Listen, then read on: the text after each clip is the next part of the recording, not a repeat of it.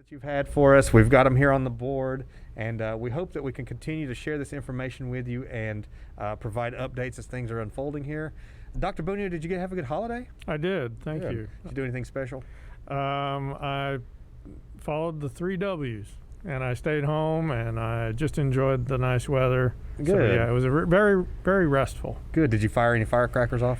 No, my dog gets scared by fireworks, so I kind of feel bad to do that. Well, good. Well, I noticed that as my hair is getting longer and longer, and I'm getting ready to start my my emo band up, that yours is getting a little shorter. Are you trimming it up real nice? Is that just the path we're on here? No, well, I can't say to that, but my lovely wife cut my hair for me. Oh. And she's always done that. Oh, good. 20 years she's been doing my haircuts, and so she's my stylist. Good. Yeah. Well, I have a staff member, Jason Kimmer. He works for me. He cuts his own hair, and it's always immaculate. The chief and I are always just ribbing him about how good his hair looks, and man, we wish ours could look half as good as that. He's really good at cutting his own hair, so I envy that you guys have somebody personal that can cut your hair like that. Is it just the clippers, or is he really styling? I don't know I don't know how he does it solo. He does it solo, so I'm assuming it's clippers. It's the clippers. Yeah, it's the clippers. But no, and I also wanted to mention you've got a stylish mask on. I wanted to talk a little bit about it and ask a few questions about that. What's going on here? This is an interesting one. Well, this is one that we got, on the internet, and some people, have commented that it seems to have like one of those little valves on it. Right. It's actually not a valve. I talked about that on another show, that some of those N95 valves have a little flapper, and when you breathe out, you're breathing out particles. This one's, it's almost like more for show. There's 2 layers of cloth in between this little valve and me, so it's still filtering. It's just decreasing a little bit of the resistance so that, when I breathe in, more air can come through the filter of the cloth. Because you're securing it around the edges so well, you're going to need something to kind of allow that air to flow better. I want air to go through the mask as much as possible and not around the edges. So not only is it more intimidating, it's more functional. That's what I was going for. I like it. I like it. It's really cool. It really looks cool. I thought maybe for a moment it might be some kind of like mosquito thing, like you just keep mosquitoes away from you, put a little filter in it or something. That's actually a good idea. Or air freshener for your car. Like you could just put a little air freshener in it. That's what they should probably invent, some mask with some air fresheners or some minty, stuff in it so that you feel better when you burp in your mask. I think that'd be, Because it's terrible sometimes, especially after you go to a Mexican restaurant, to burp in your mask. It can really ruin your day. Well, that's when you know you don't have a good seal. That's true. That's true. That's true. If other people can smell it. Oh, goodness.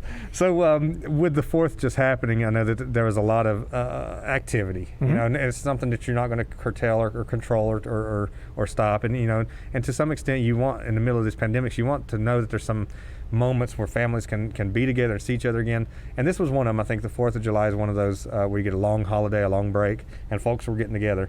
So I wanted to, some of our questions had to do, I guess, with that knowledge and some of the things moving forward with contact tracing. Let's talk a little bit about that. So if we had a get together over the 4th of July weekend, should I get tested, or should a member of my family be tested? So that's a really good question, because we know that families do need to get together from time to time. If they followed the 3 W's, then no. Okay. They don't need to get tested. If people wore masks, if they maintain that 6-foot social distance, and if they wash their hands. If you attended a gathering where those were not followed, then it might be a good idea for somebody of the group to get tested. Now, if that person tests positive, then we're going to want to know who was there. Okay. And I think we're going to talk a little bit more about contact we'll tracing. Get into that. Yeah. Good. So if I go to Myrtle Beach, do I need to be tested when I get home? When should I get tested? Okay. Once again, if you, I don't know if it's even possible to go to Myrtle Beach and practice the 3 W's, but if you could, you just were with your family, your household, you wore a mask, you didn't eating out at a restaurant is really difficult. I've seen that eating out in restaurants has been one of the things that the medical community's kind of really brought to light lately as one of those kind of risky thing. I guess the risk charts are coming out now, and eating in an indoor restaurant is starting to be one of those things. You got to take your mask off. Right. So that's the problem. So, but if you were able to follow the 3 W's, then no, I wouldn't say you need to get tested. If, things broke down or you forgot to wear your mask or, you were in a crowd, then we generally recommend being tested 8 days after you think you were exposed. Okay.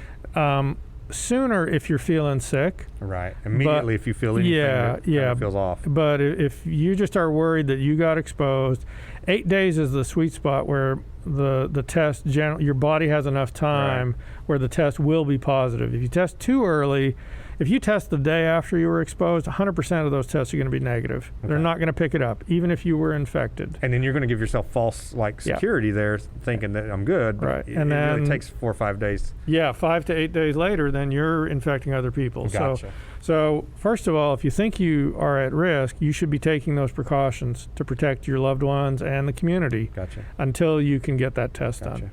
At any moment, just looking at you while you're talking to me, I feel like you're going to hurt me with that mask because you're just so intimidating with that. I like it. I took an oath not to harm anybody, Chris. Have people been ducking you in the hallways? They have been stepping away from me. That's that mask, and I might get one for that reason. So if you find out that you've been in contact with someone who tested positive but have not been contacted by contact tracing, can you call your primary care provider or the COVID hotline and have them contact to verify the interaction with the original individual that tested positive? That's the longest question we've ever had. I got a little I'm still tongue-tied. But I guess the point of it is, if you weren't contacted by contact tracing and someone that you were around had been tested positive, can you reach out to the hospital or the COVID hotline and have them reach out to them to verify that? Yeah, you can reach out to the hotline for sure. We are getting people that are also coming up to the testing site and just saying, we ask a couple of questions, why are you here? And people are saying, well, I think I was a contact of this person. Oh, okay. Probably the better way to do it is call the hotline, and then they can ask you a couple of questions, because sometimes people think they were a contact, but they're not. They don't meet the criteria. Gotcha. They say, well, I was kind of in that same grocery store where I heard this person was. Well, that's not a contact. Right. So we can sort of answer all your questions, and we can arrange testing for you. And I know we've talked about this in the past, but what about the layers of it? So someone tests positive, and they were around a friend who was a contact, but then you've been around that friend. Mm-hmm. What do you suggest for that person that's on that, I guess, 2 layers out there? So hopefully the first level contact is on track to get tested right away. Right. If you're a contact of a contact, your risk is relatively low. Okay. Particularly if you've been following the 3 Ws. Right.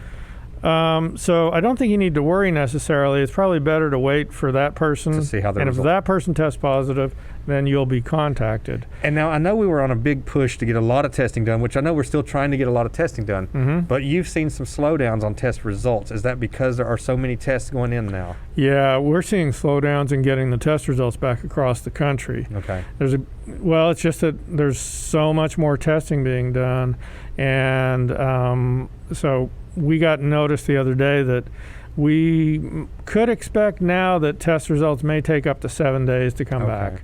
We're trying to get some equipment into the hospital at Cherokee itself so we can run tests a little quicker for those that need it. But I can tell you right now, this is a problem at Mission. Yeah.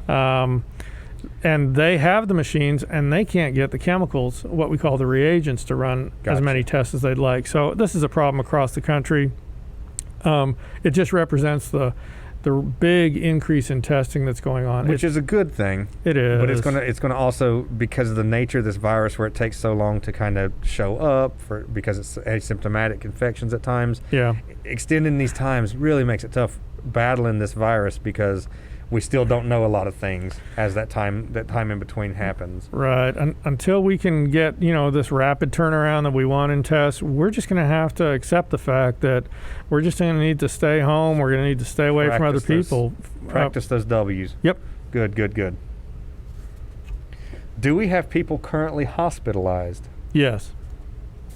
Not... that sounded definitive. Yeah. And of course, you understand that I'm limited in the kind of information I can release. Absolutely. But we generally have people, a few people that are hospitalized. People who are seriously ill generally are admitted to either Harris Regional or in Mission. Right. And that's where they actually have complete wards set up for patients. all patients who are COVID positive, and that's just a smart way to take care of people to minimize the use of what we call PPE, or that personal protective equipment. So I have some firsthand folks that I know that have COVID and are telling me one of the symptoms, one of the things they're experiencing right now, along with the high fever that kind of comes and goes and makes their day miserable. So if you ever had a high fever, you know just how terrible you feel. But it feels like they're breathing glass. Is that one of the like you're just, my chest feels like it's glassy, like I'm just sharp pain. Yeah, that can be one of the symptoms. I mean, we're finding there's a lot of symptoms. And that's another thing that makes it so difficult, because number one, it's easy to worry that every symptom you have is COVID. Right. But it's also easy to say, well, this just feels like a cold. I'm not going to go get tested. So both sides of that. Yeah. Oh, man. Right now, I think, if you're feeling unwell, call the hotline, call your primary care provider, get some advice. The other one that they've talked about a lot is loss of taste and loss of smell. Yeah. So. And I heard a guy this morning saying that he had it in, maybe April. He's recovered now, but little odd things, like he'd been over to pick up his shoes and lost balance, like an equilibrium thing even was happening. And he's like, it's these weird little things are starting to pop up that I've never noticed before. And I don't know if it's directly related to COVID or if it's just, something off, but it could be a whole variety of symptoms that happen after you catch this. Yeah, sometimes it's hard to tell, but it does kind of bring up that point that, I think there's a lot of people, particularly younger people, who go, I'm not going to worry. If I catch it, I'm not going to die. And that's what I think we're getting at with this is like, there are people hospitalized with this. Even young people, seemingly healthy people have been hospitalized from this. This is serious. Like, so you can get it, and you can be you can catch the very worst of the symptoms of this. Right. It's serious, and even if you're not hospitalized, you can have ongoing effects after the infection. Yeah. So, I would just really want to emphasize, to people who think, they're young, they're strong, they're healthy. Well, first of all, you can spread it to a lot of people who aren't as healthy as you. Right. And second of all, you're not immune to getting really sick. We've had very young people die from this. Right. I got dizzy and tipsy the other day and fell over too, but it wasn't COVID related. It was just because I'm clumsy. Sure. Okay. I thought it was something else. Yeah. So I might still get tested, but I'm pretty sure it's just because I'm clumsy. Okay. Is COVID going away? No. That's less definitive, but yeah. No, so listen, we know that viruses typically they will change over time. We'll get some herd immunity over time. Right. So no, I don't think it's going away. It may change in a year or two, depending on whether we have a vaccine or not. Its impact on the world and our day-to-day lives may change. Right. But the virus is not going to go away. Fortunately, this virus hasn't been mutating very much, but they're starting to think that it is mutating, so it's more easy to transmit. We just have to kind of get through this. But no, it's not going away. Time will tell us more about it. Yeah. But it also evolves.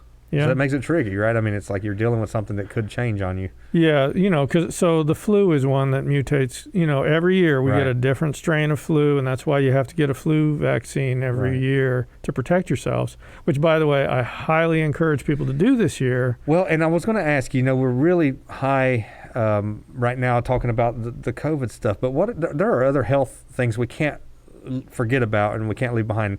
Flu season's coming on. Yep. The same kind of protections that we have from COVID, we can apply to flu, or will there be things different? In general, yeah. The kinds of things that we're doing to protect ourselves from COVID are the same kinds of things that will help to protect us from the flu. The big difference is we have a vaccine for the flu. Okay. It's not 100%, right. But I get one every year. Right. Remember, I gave you that advice. That's right. Don't ask a doctor what to do. Ask him what he would do. Right. Or she. Right. And I get one every year, and I think it does help me to stay healthy through flu season.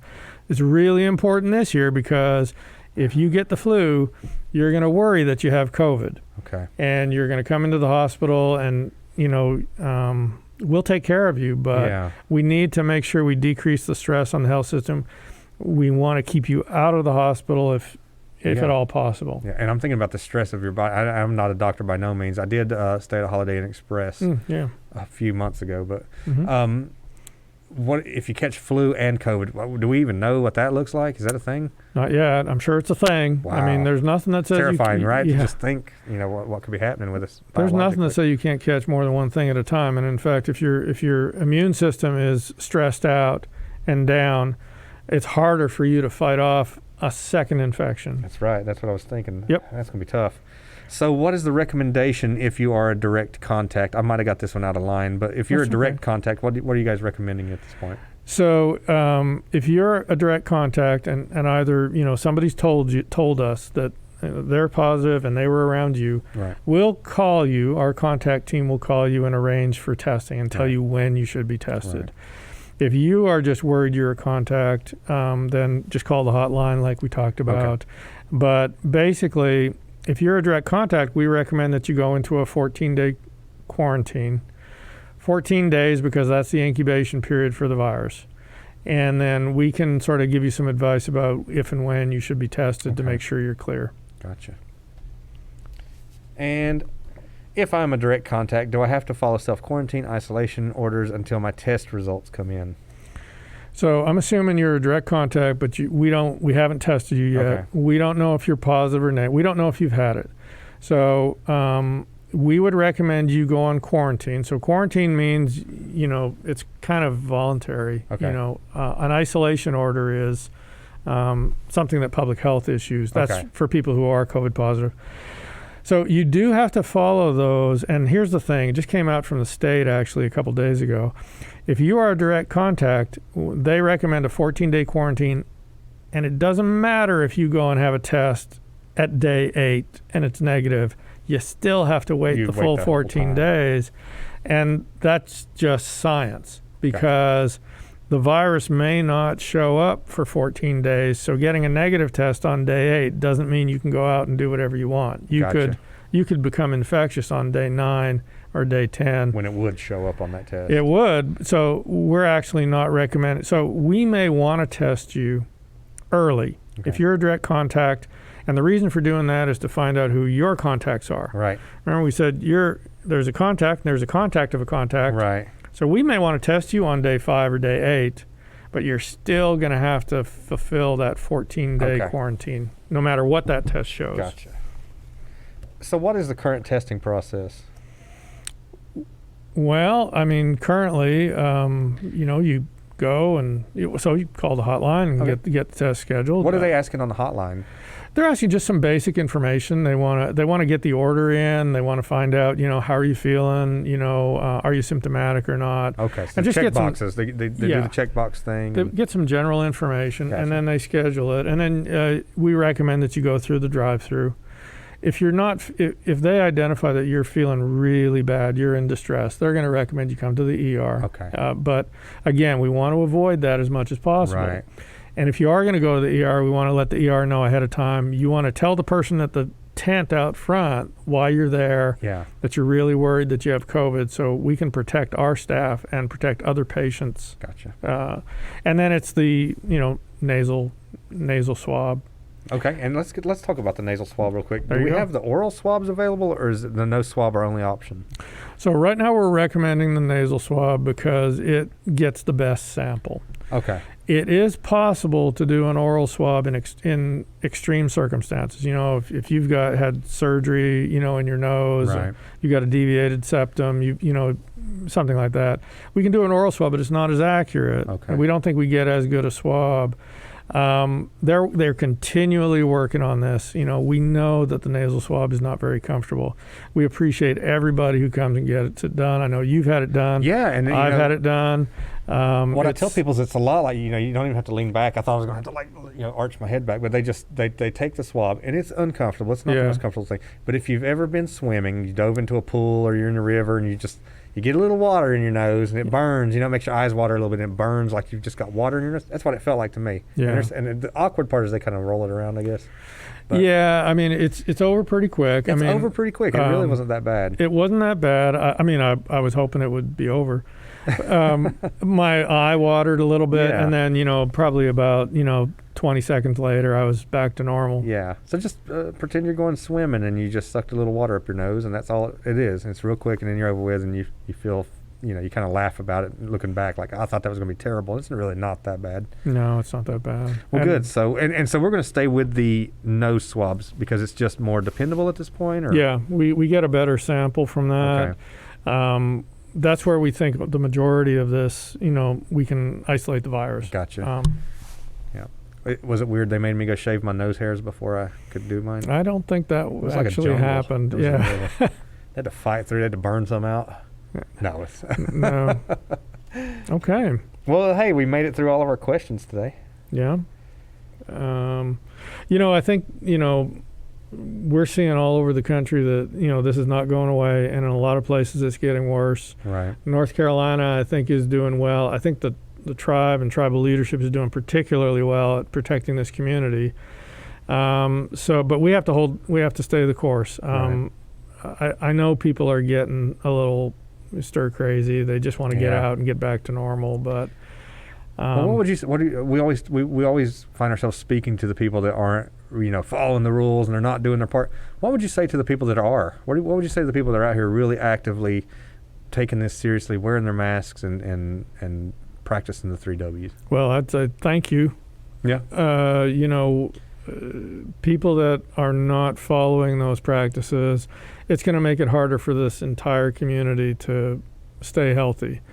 We're seeing a little bit of an uptick in cases. We're getting ready to develop a dashboard that we can share. Good. That the tribal leadership, would like to show the community, so we can see where we're headed. Okay. I think as far as North Carolina, I think North Carolina is still, we're seeing upticks in cases, but they're definitely not moving forward like some other states are. Yeah. And all you have to do is look at what's happening in Florida and Texas and Arizona. I mean, it is a nightmare. And I think that's part of the challenge we face is that folks aren't in Florida and New York and Texas and places like this, so they don't see the hospitals flooded with patients. ICU units are full, and they're having. You see it sometimes in the media where it's, we have 6 patients coming in, but we only have 3 beds. We have to pick which 3 to treat today, and it's like that is a nightmare scenario for folks like you in the medical area, right? Right, and we don't want to get to that. Right. And so remember, this virus, it multiplies fast. If every person infects 2 other people, before you know it, we can be overrun. So we're okay right now, but it's not. It wouldn't take much for us to be exactly where they are in Texas. Right. Well, you always try to end this on a dark note, so let's bring it back up a little bit. Yeah, sure. Yeah. We've got some, if you've seen on Facebook, we've got some mask challenges out there. I know the One Feather has helped us with getting out your pets, I guess your dogs, put a mask on your dog, take a picture, put it on Facebook. I think they've got some incentivized prizes for that. Shiashi, what is it? Is it a dog package, a treat package? A doggy gift bag, randomly chosen, right? Okay, so get on. It's voted on by the likes. Oh, voted on by the likes. I want to get this right. So voted on by the likes. Get on Facebook, on the One Feathers Facebook. Post a picture of your dog, cat, if you can do that and manage to keep your skin. But you can put your pet on there with its mask. It's really cool. Also, we've got some signs coming up in town soon. Dr. Bunio is featured on some new things that you're going to see on social media. We've got a lot happening to kind of try to keep people motivated to wear your mask, Mask Cherokee.